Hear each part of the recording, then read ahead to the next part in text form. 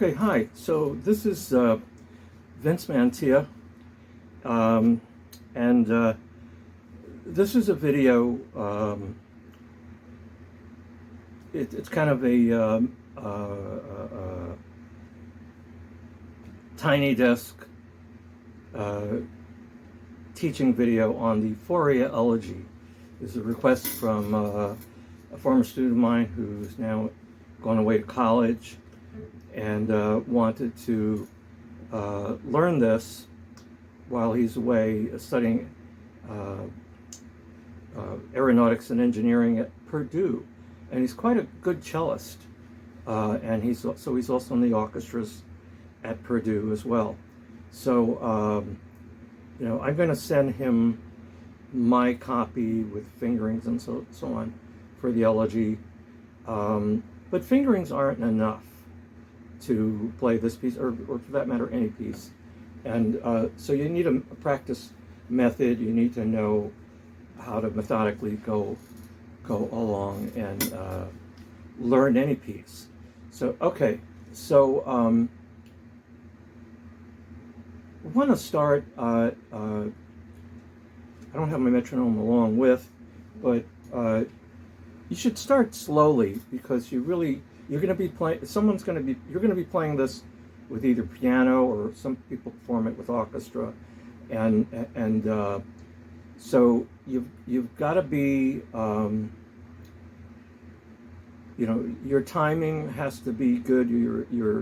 Your figures, your rhythmic motives have to be even, means your fingers have to be even as well. So now, after a piano introduction, it should be about the eighth note. You got to think of this in eight. Eighth note should be about 64 to start, 60, maybe even as low as 60. Again, the idea to get it evenly and control it. So the piano has eighth notes. Bum, bum, bum, bum, bum, bum, bum, bum.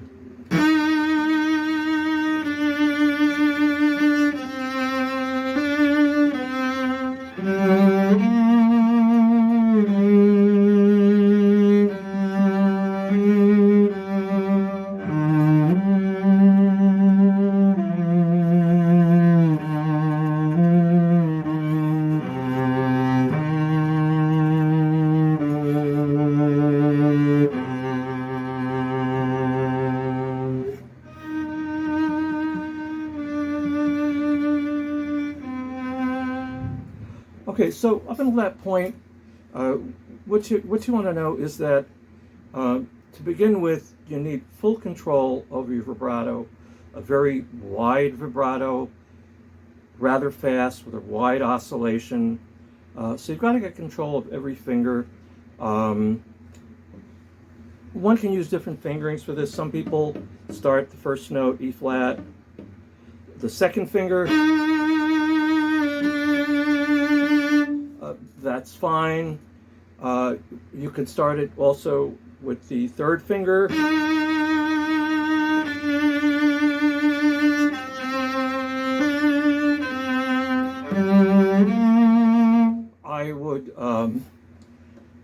I would rule against using the fourth finger. I know a lot of people do if you got a good fourth finger control.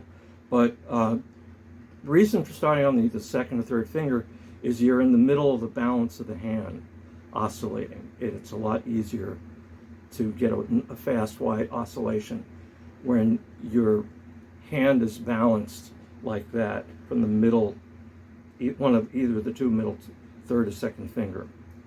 And you've got to sustain that wide, fast vibrato, that emotional state, all the way down to the C string.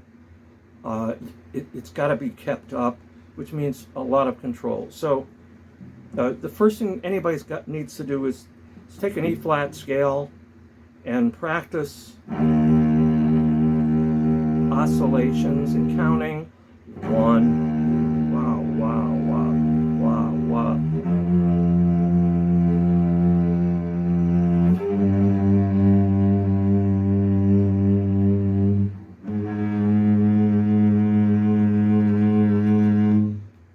that's got to be practiced so every finger has control over every one of those long notes to be able to sustain all the way down from the A string to the C string, and because you've got to keep up that drama all the way down there until you get to the last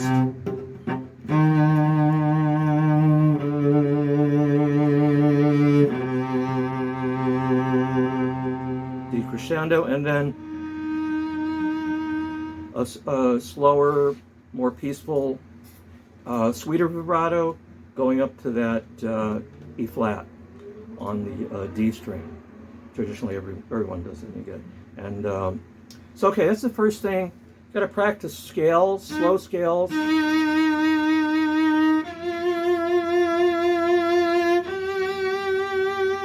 then you can speed, once you can count your oscillations evenly on every finger, then you can speed it up.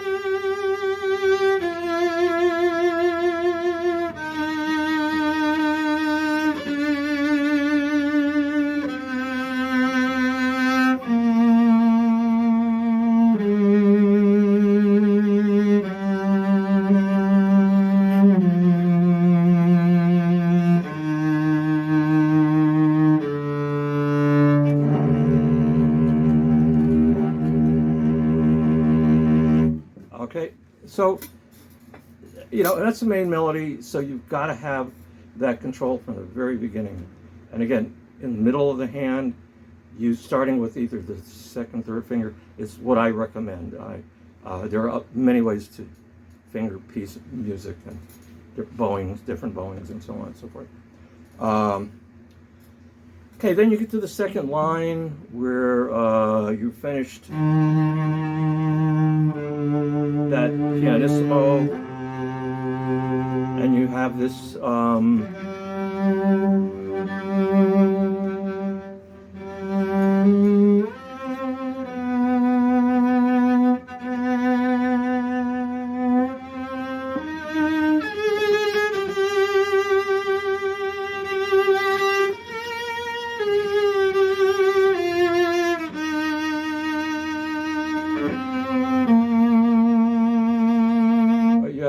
that figure with the first note softer,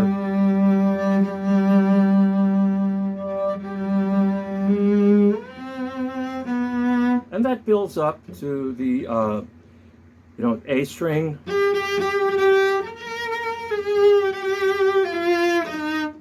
It's la la, and you draw away, and each time that motive gets a little louder till you go up to the G, B flat, and then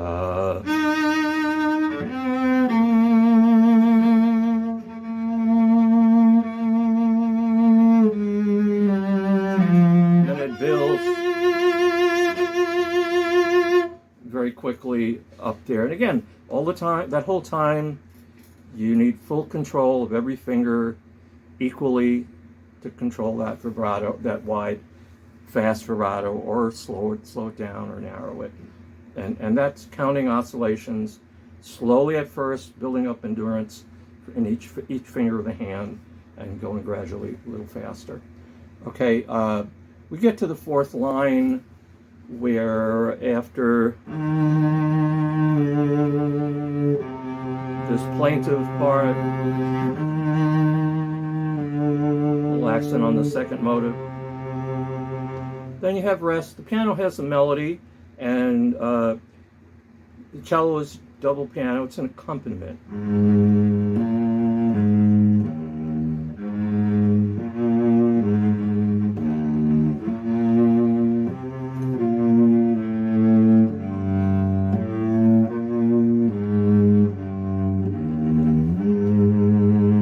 And essentially, you don't want to be very loud.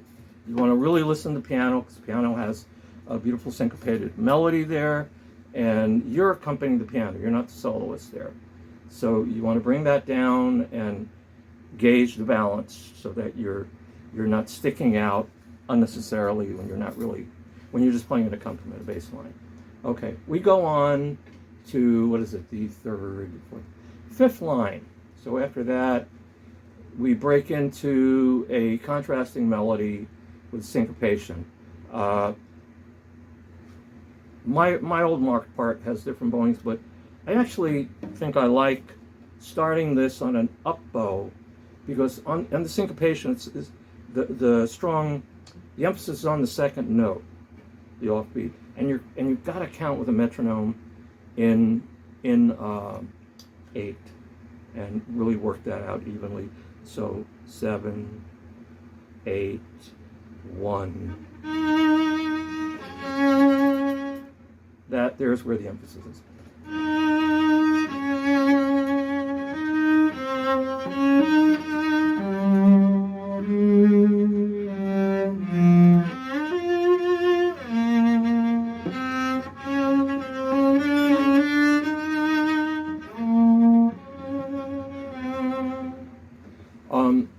And we're just following. It's got to be very beautiful. The vibrato, again, control, a little slower, more dolce, sweet vibrato. You got to find that. And if you have control over your oscillations, you can really listen, practice the scale slowly, and control it.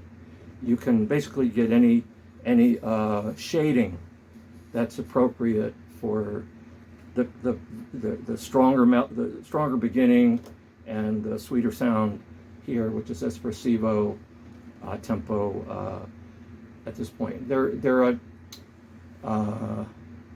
So that syncopated melody happens with a rest on the beat and without later on. It happens. That's 1, 2. I'm reading off my TV screen for my computer, so it happens once for the cello, twice, and again at the very end, last 2 lines. So it's the same rhythm. By the way, that's accomplished with the bow, and it's a good idea to practice the bowing with an open string. In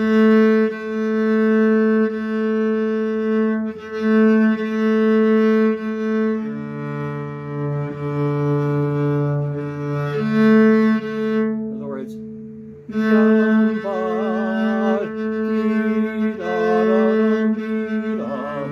so it's really the bow that's controlling the texture and the beauty of that sound. So you should practice with the open string to get that, with the metronome, to get that correct, that syncopation placed correctly, and then the fingers will follow very nicely. So the next passage to set it up is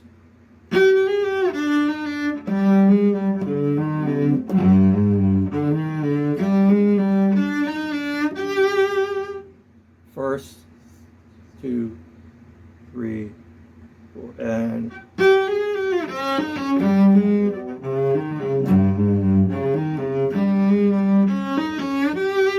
I'm playing it really slowly because what I want to show is to get that tricky. That's a tricky passage, string crossings. To get that done nicely, there are different fingerings one can do. I like to bar it kind of like a guitar, so you need to have the bones of the primary shifts. For instance, the first sequence is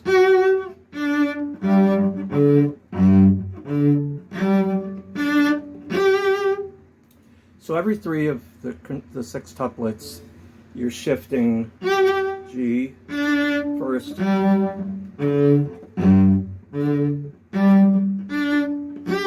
I prefer that fingering, so I'm not jumping all around on the cello. Then comes, after that ends, the same sequence on different notes.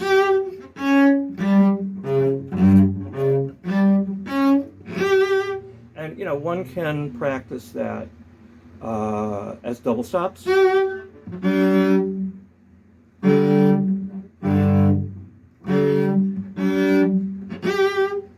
Okay, so you got to get the shifts, the main shifts, and then in tune, and then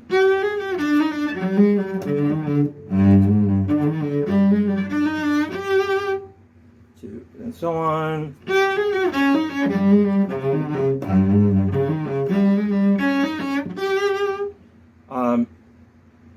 And when those septuplets go down to the C string, the C string, especially the C string I have, is slow to speak. So you have to give a little more oomph when you on the lower C string when you go back up those triplets. So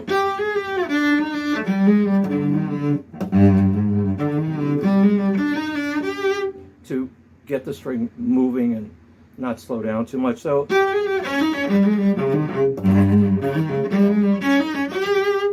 all right, so down there, before you start ascending again, you need to add a little more power to get the G string moving and the C string moving, excuse me, and not slow down the tempo.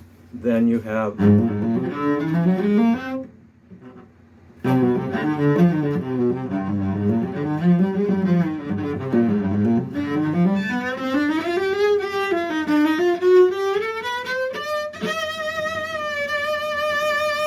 and there's where practicing the vibrato with the oscillations, getting full control, so you can match up in that when you get to that high E flat. Again, it's really expressive like the beginning, so you want to really sing, cry out there, all the way down, and then once again later, decrescendo.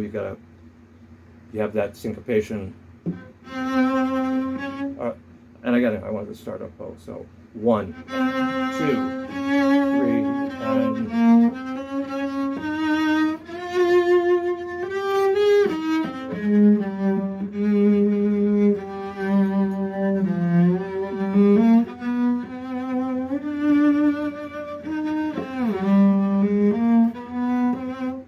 so on. So again, fingerings, you just got to practice them until you get them down. But so the important thing is the vibrato, getting the shifts, starting slowly. As I said, that difficult passage, one might want to start with that to establish a tempo, because as fast as those sextuplets are,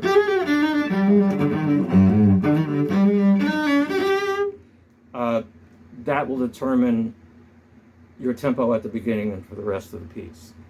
So you might want to really get that passage down. Again, get the bones of the shifts. You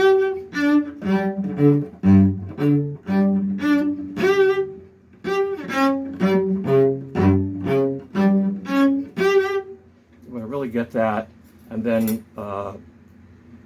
do those sextuplets. I don't know if one has to dig into that a whole lot, because it's the speed. It's just a matter of moving. It's a kind of all of a sudden a tempestuous thing in the middle of a piece. So again, start slow, practice with a metronome, get full control over those wide oscillations by practicing scale, and realize that with that control, there are different shadings and contrasting melodies throughout the piece, where if you have that control of the vibrato, you can create those different moods, and by varying the speed and the tone quality. I know this passage